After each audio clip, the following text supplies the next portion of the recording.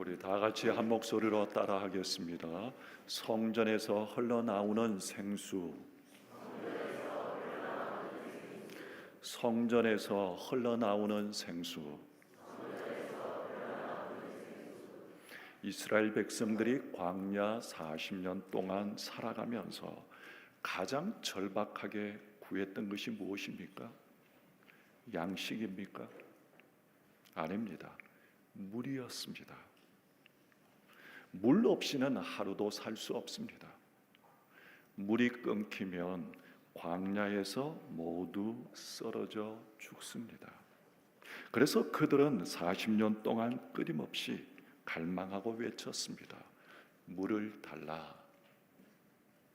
광야는 과거 이야기만은 아닙니다.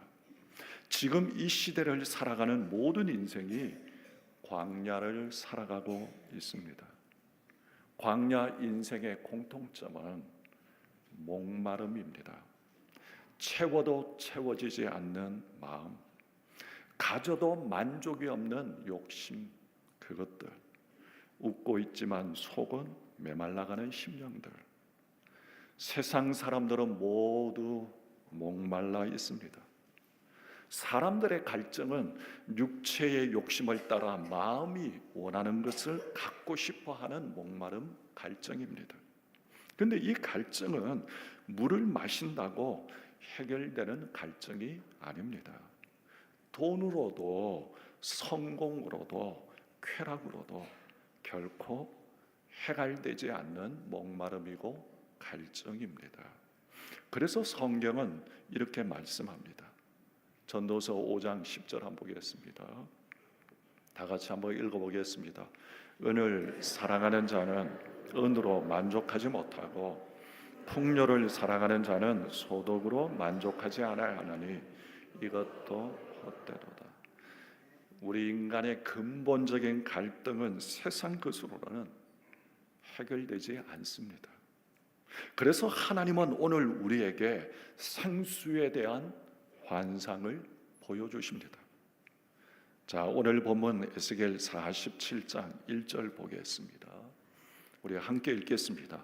그가 나를 데리고 성전문에 이르시니 성전의 양면에 동쪽을 향하였는데 그 문지방 밑에서 물이 나와 동쪽으로 흐르다가 성전 오른쪽 제란 남쪽으로 흘러내리라. 여러분, 성전이 있는 예루살렘은 어떤 곳입니까? 예루살렘은 높은 고원지대입니다. 거기에는 도무지 강이 존재할 수 없는 곳입니다. 그래서 그곳은 하늘에서 비가 내리면 그 비를 저장해서 그것을 물로 사용해야 하는 곳입니다. 그런데 에스겔 선지자는 무엇을 보고 있습니까? 예루살렘 성전 문지방 아래에서 물이 흘러나오는 것을 지금 봅니다. 이것은 자연 현상이 아닙니다. 그 높은 고지대에 예루살렘 성전에서 그 문지방에서 물이 흘러나옵니다. 여러분, 그런데 이 강의 근원이 어디입니까? 항상 근원이 중요합니다. 문제가 있을 때 근원을 그슬로 올라가면 답이 보입니다. 근원으로 돌아가야 합니다. 그 근원은 정치도 아닙니다. 왕궁도 아니고 인간의 지혜도 아닙니다. 이 강의 물의 근원은 성전입니다. 성전으로부터 생수의 강이 흘러나왔습니다. 예루살렘 성전에서부터 물이 시작되어서 광야로 흘러갑니다. 남쪽으로 내려가고 사해 바다로 들어갑니다. 여러분, 생명의 근원, 생명의 시작점은 말씀이 선포되고 하나님이 임재하시는 그 자리임을 믿으시기를 주님의 이름으로 축원합니다. 생명의 근원이 어디에서 나오냐 하면 성전에서부터 흘러나옵니다. 우리 인생의 근본적인 목마름을, 우리의 갈증을 해결할 그 은혜가 어디에서부터 흘러나오냐 하면 세상이 아닙니다. 왕궁도 아닙니다. 성전에서부터 흘러나옵니다. 물이 흘러 강을 이루고, 에스겔 선지자가 강을 따라가 보니까 이 강은 점점 깊어집니다. 성전에서부터 흘러나온 이 생명의 물은 계속 불어나기 시작합니다. 처음에는 그 물이 발목 정도밖에 오지 않던 물이었는데 조금 지나니까 무릎까지 차오르고, 조금 지나니까 허리까지 차오르고, 그 후에는 도저히 걸어서 건널 수 없는 엄청난 강이 되어 흘러갑니다. 자, 성경 3절 한번 보겠습니다. 본문. 그 사람이 손에 줄을 잡고 동쪽으로 나아가며 천척을 청량한 후에 내게 그 물을 건너게 하시니 물이 발목에 오르더니. 4절 보겠습니다. 다시 천척을 청량하고 내게 물을 건너게 하시니 물이 무릎에 오르고, 다시 천척을 청량하고 내게 물을 건너게 하시니 물이 허리에 오르고. 5절 우리 다 같이 읽겠습니다. 다시 천척을 청량하시니 물이 내가 건너지 못할 강이 된지라. 그 물이 가득하여 헤엄칠 만한 물이요 사람이 능히 건너지 못할 강이더라. 이 강은 사람이 만든 강이 아닙니다. 성전에서 흘러나오는 강입니다. 청량할수록 점점 깊어지는 강이었습니다. 생명의 줄기, 생명의 은혜는 줄어들지 않고 갈수록 더 깊어갔습니다. 여러분, 중요한 것은 이것입니다. 이 강이 점점 깊어지는 것처럼 우리의 신앙의 깊이 또한 깊어져야 한다는 것입니다. 처음에는 발목입니다. 물이 발목까지 오르더니. 발은 생활과 우리의 보행을 상징합니다. 발목까지만 찬다고 하는 것은 은혜를 경험하되 삶의 방향은 여전히 내가 정하는 상태를 말합니다. 은혜는 받는 것 같지만은 그러나 아직은 내 마음대로 다니는 것입니다. 은혜를 느끼지만은 인생을 맡기지 않는 신앙. 여러분, 그래서 이런 사람은 붙들어 설 수가 없습니다. 너무너무 세상 일에 바쁘기 때문입니다. 여전히 세상에 붙잡혀 있습니다. 은혜의 세계에 들어와 있지만은 그 은혜가 발목입니다. 그러니까 은혜는 있는 것 같은데 어떻게 보면 은혜 받은 것 같지만은 발목 신앙은 어떻게 보면 세상에 있는 것 같기도 합니다. 여러분의 신앙의 깊이는 어느 정도입니까? 물이 무릎까지 차오릅니다. 무릎은 보통 보면 우리는 기도의 자리, 항복의 자리를 의미합니다. 그러나 무릎까지는 아직도 내가 버틸 수 있고 내가 중심을 잡을 수가 있습니다.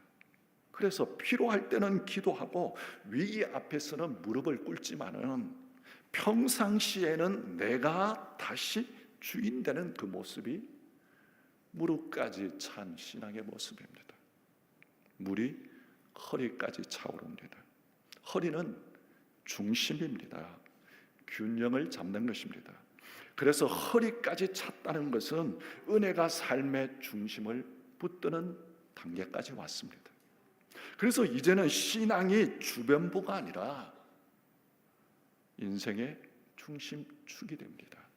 여러분, 여러분의 신앙은 어떠합니까? 세상에 목말라 하고 세상 끝이 나의 많은 부분을 차지하고 신앙은 그냥 겉절이에 중심부에 와 있지 않는 그 모습은 아니겠죠.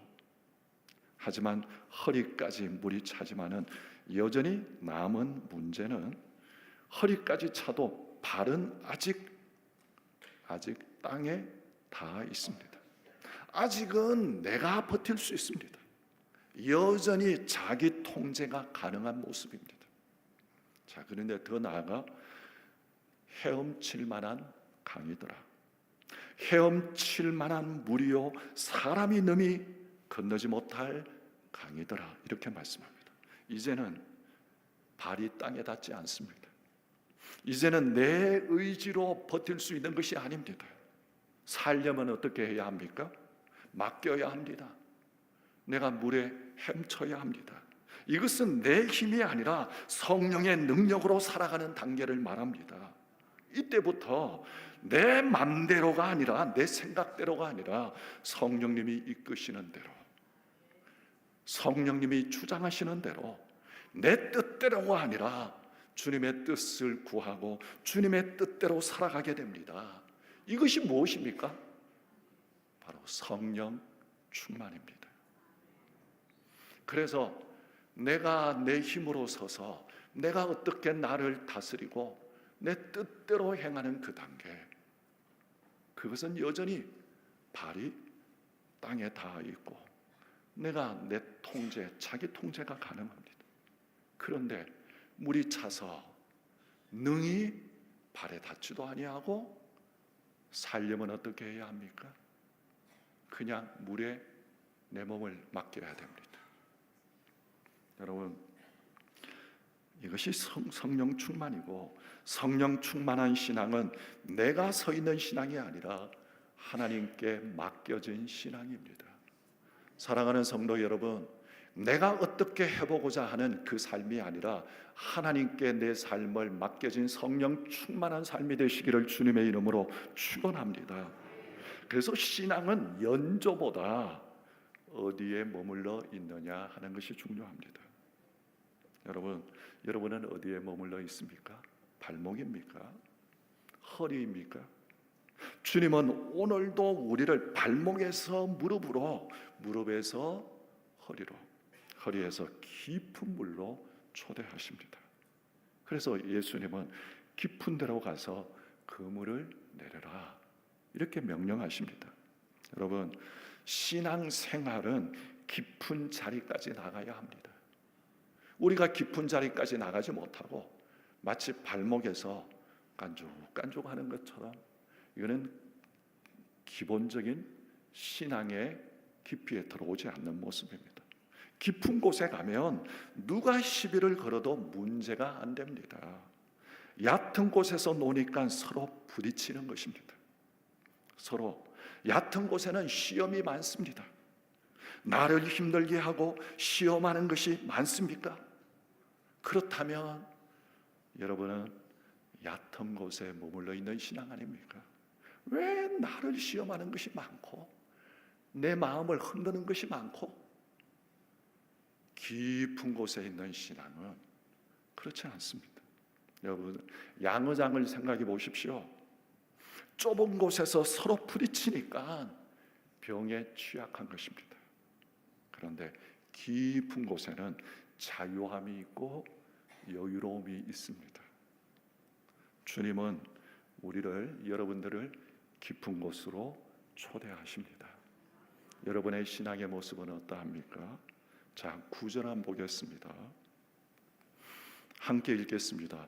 이 강물이 이르는 곳마다 번성하는 모든 생물이 살고 또 고기가 심히 많으리니 이 물이 흘러 들어가므로 바닷물이 되살아나겠고 이 강이 이르는 각처에 모든 것이 살 것이며.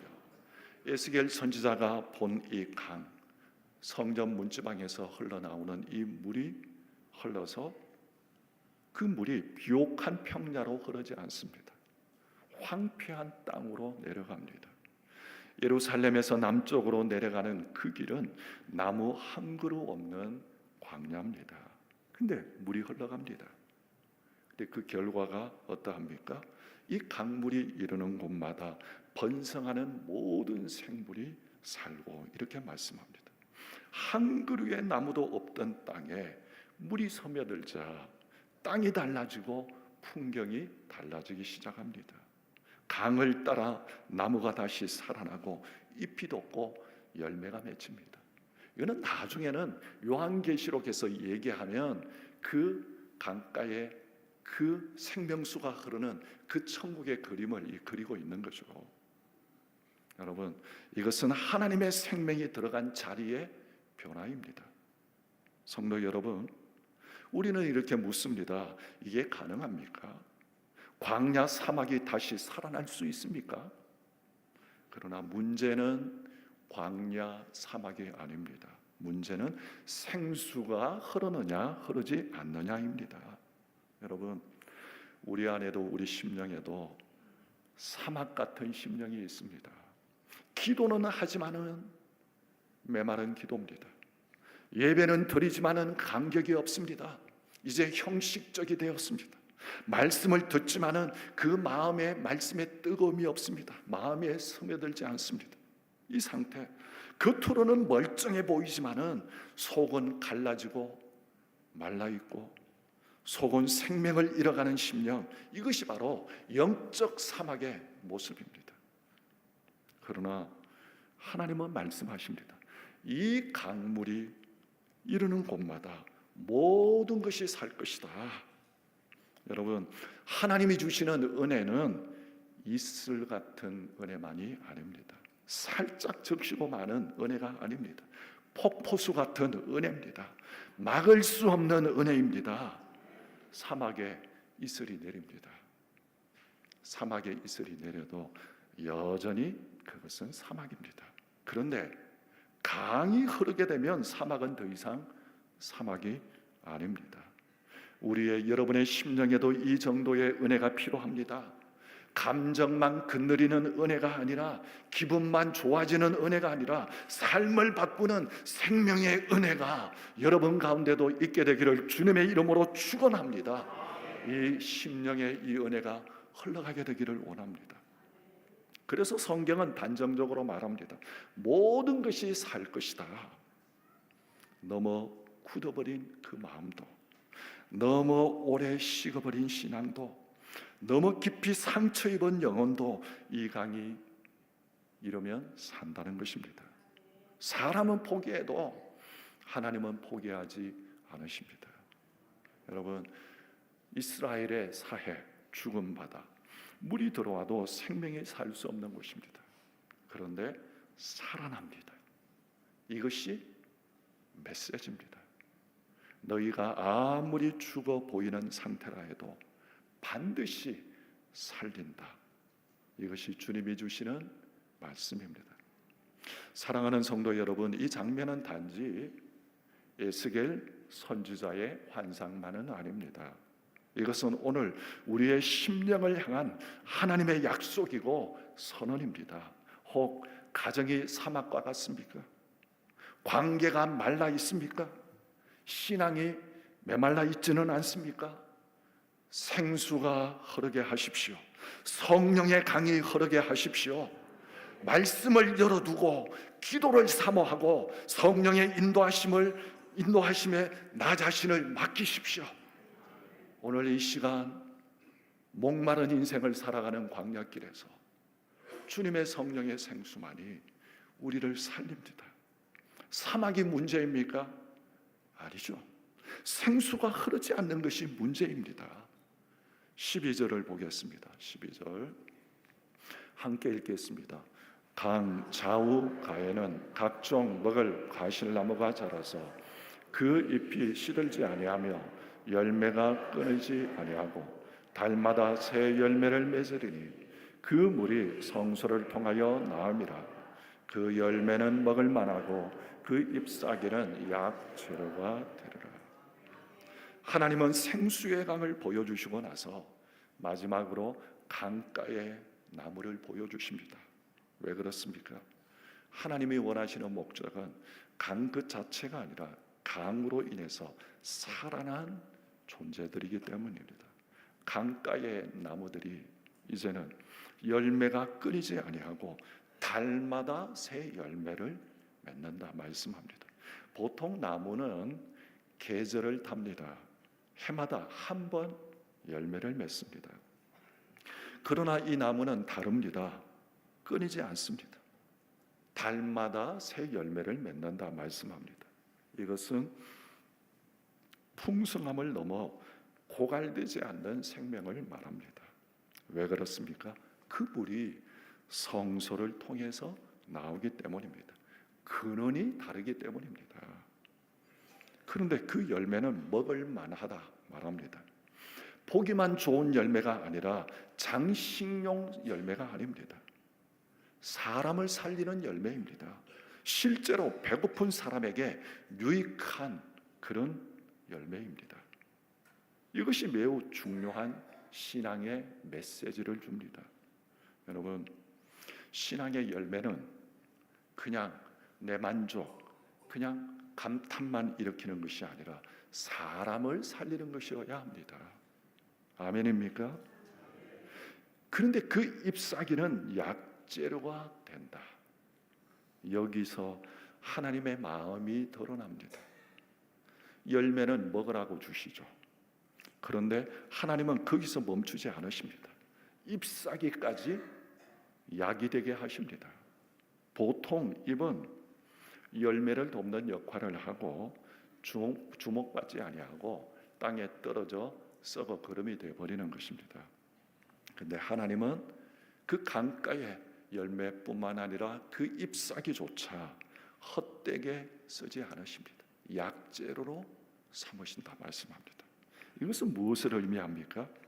이것은 내 삶에 눈에 띄지 않는 부분까지, 내가 대단하다고 생각하지 않는 그 영역, 상처 입은 경험조차 하나님의 손에 붙들리면 누군가를 치료하는 도구가 된다는 것입니다. 하나님은 잎사귀조차 약재료로 삼으십니다. 그래서 이 열매는 내 배만 불리는 열매가 아닙니다. 하나님이 주시는 열매는 나만 잘 먹고 잘 살려고 주신 것이 아니죠. 나만 성공하고 나만 만족하라고 주신 것이 아닙니다. 다른 사람을 살리라고 주신 열매입니다. 상처난 인생을 치료하려고 주신 잎사귀입니다. 이것이 성령의 생수를 마신 사람의 삶의 방향입니다. 왜 하나님은 치료를 강조하실까요? 이 시대는 배고픈 시대이기보다는 상처 입은 시대이기 때문에 그렇습니다. 관계의 상처가 있고, 말의 상처도 있고, 비교의 상처도 있고, 버림받은 상처들이 있습니다. 하나님은 아십니다. 그래서 열매만 주시지 아니하시고 치료를 주십니다. 우리의 삶이 정답만 말하는 삶이 아니라 아픔을 싸매는 삶이 되기를 주님의 이름으로 축원합니다. 그래서 성령의 생수를 마신 인생은 반드시 열매를 맺습니다. 그리고 그 열매는 다른 사람을 살리는 열매다 말합니다. 심지어 그 잎사귀까지 치료의 도구가 됩니다. 왜냐하면 그 생명의 근원이 성소에서, 성전에서 흘러나왔기 때문입니다. 하나님이 주시는 이 열매는 나를 증명하는 열매가 아니라 다른 사람을 살리는 열매입니다. 이 은혜가 우리들 가운데도 있게 되기를 원합니다. 성도 여러분, 하나님은 우리를 은혜를 담는 그릇으로만 부르신 것이 아니라 은혜를 흘러보내는 통로로 부르셨습니다. 혹이나 내 인생엔 강이 없다고 고백하는 사람이 있습니까? 이렇게 말합니다. 목사님, 저는 환경이 안 됩니다. 무슨 강입니까? 지금 사막보다 더한 척박한 고통을 경험하는데요. 저는 여건이 안 됩니다. 저는 시간이 없습니다. 저는 마음이 이미 말라버린 것 같습니다. 그런데 오늘 말씀은 이렇게 말합니다. 원래 강이 생길 수 없는 곳에서 하나님이 강을 여신다. 여러분의 삶에 이 은혜가 있게 되기를 원합니다. 사해 같은 마음도 다시 살아납니다. 사해는 들어오는 것은 많지만은 나가는 것은 없는 바다입니다. 그래서 속은 바다가 됩니다. 이건 오늘 우리 성도들의 삶에도 그대로 적용할 수 있습니다. 말씀을 듣기만 하고 은혜를 받기만 하고 그러나 흘러보내지 않는 신앙, 그러면 그 마음은 점점 짜고 날카로워지고 썬뿌리를 내는 사람이 됩니다. 그러나 생수가 흐르기 시작하면 그곳에 어부가 서게 됩니다. 하나님이 주시는 열매는 나만을 위한 열매가 아니죠. 강가 나무 열매는 먹을 만하고 잎사귀는 치료 약재료가 됩니다. 즉 하나님이 우리를 살리시는 목적은 너만 살고 너만 잘 살다가 끝내는 인생이 아니라 너를 통해서 누군가는 살려라입니다. 하나님이 내 삶을 회복시키시는 이유는 누군가의 치료제가 되게 하시려는 것입니다. 여러분, 성전에서 흘러나오는 성령의 생수를 통해서 내가 회복되고 내가 살고 나를 통해서 다른 사람을 살리는 삶이 되시기를 주님의 이름으로 축원합니다. 이 땅에 살아가는 모든 사람들은 광야에서 목마른 삶을 살아갑니다. 어디에서 나의 이 목마름을 해결할까? 저마다 자기 방법을 따라 하지만은 이 땅에서 나의 근원적인 목마름을 해결할 수 있는 것은 아무것도 없습니다. 내가 원하는 그것을 누리고 해도 또 나고 나면 목마르다. 그것이 인생입니다. 오늘 진정한 우리의 목마름을 해결할 그 은혜는 성전에서 흘러나오는 성령의 생수입니다. 날마다 주의 전에 나와 예배할 때마다 이 은혜를 갈망하고 이 은혜가 여러분의 삶에 충만하게 되시기를 주님의 이름으로 축원합니다. 그래서 정말 목마른 인생이 아니라 충만해서 내가 살고 나를 만나는 많은 사람들을 살리는 그런 인생이 되시기를 주님의 이름으로 축원합니다. 에스겔 선지자를 통해서 우리 가운데 이 환상을 보여주십니다. 그래서 우리가 진정으로 마시고 누려야 할 그 생수는 뭐냐면 성전에서 흘러나오는 생수, 성령의 생수인 것입니다. 기도하겠습니다. 하나님 아버지, 목마른 인생들입니다. 날마다 내가 무엇을 하면 행복하고 만족할 것인가를 너무나 근시안적으로 이 땅에 보이는 그것만을 추구하며 살아가는 인생, 어리석은 인생이 아니라 하나님이 주시는 성령의 생수로 우리가 장차 누릴 영원한 천국의 그 소망을 우리가 품고 하나님 날마다 성령의 은혜를 흡족하게 누리며 나를 만나는 모든 사람들에게 하나님 그들을 치유하고 살리는 성령의 사람으로 살아가는 저희들이 되게 하여 주시옵소서. 예수님의 이름으로 기도합니다. 아멘. 이 시간 턱송